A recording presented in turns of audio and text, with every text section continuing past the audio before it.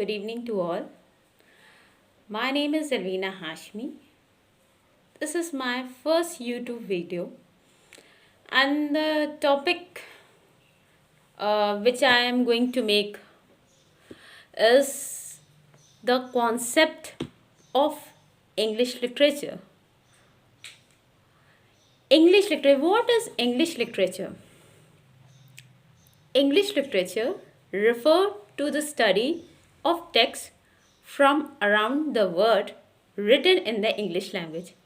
English literature क्या है?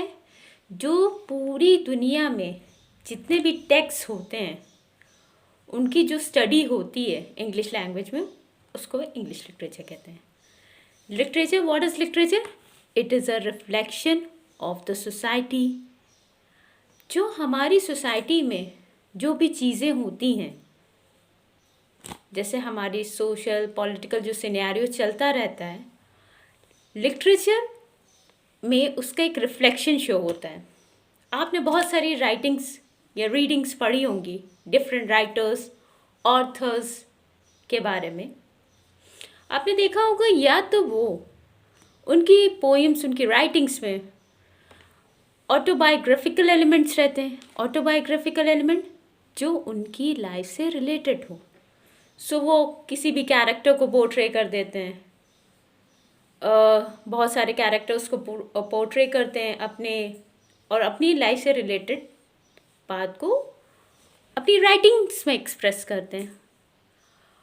और जो मैंने बात कही पॉलिटिकल एंड सोशल सिनेरियो, जैसे कि कंट्री में अनस्टेबिलिटी होती है, कंडीशंस जैसे वॉर की सिचुएशन होती है या पैंडेमिक किसी भी एज में होता है, तो भी उस चीज़ से भी राइटर अफेक्टेड रहते हैं.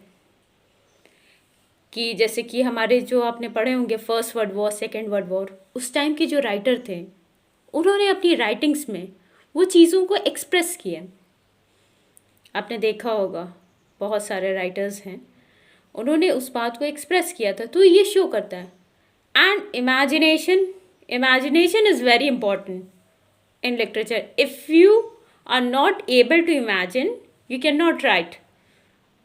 कल्पना तो करना ज़रूरी है किसी भी राइटिंग के लिए, चाहे वो हमारे पर्सनल लाइफ से रिलेटेड हो या पॉलिटिकल एंड सोशल सिनेरियो से. इमेजिनेशन तो बहुत ही इम्पॉर्टेंट है इंग्लिश लिटरेचर में.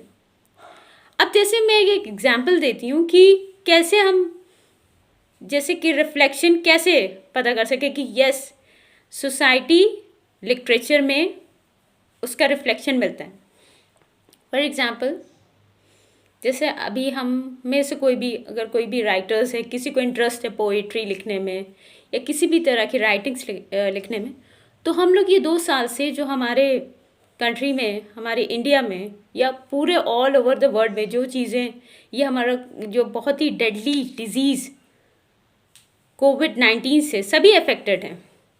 सो हम लोग का इस टाइम क्या, उस टाइम में क्या हम लोग की सिचुएशन थी? हम लोग की बहुत ज़्यादा डिप्रेस थे क्योंकि लोग अफेक्टेड थे, बहुत से लोगों की जान चली गई.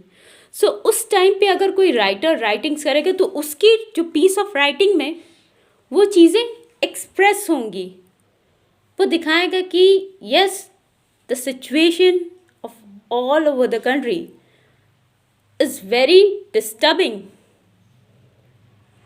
उसकी राइटिंग्स में पता चलेगा क्योंकि वो खुश नहीं है. जाहिर सी बात है उस टाइम में अगर वो कोई राइटिंग करेगा तो बहुत ही जैसे सैड, हमें उसकी राइटिंग पता चलेगा कि हाँ कि वो बहुत ही सैड है. क्यों सैड है?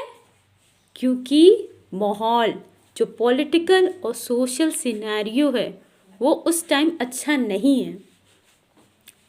लोगों की जान चली गई, बहुत से लोग अफेक्टेड हो गए, स्कूल्स बंद हो गए, जिससे हमारे बच्चों पे कितना इफ़ेक्ट पड़ा, आज की जनरेशन पे कितना ज़्यादा इफ़ेक्ट हुआ.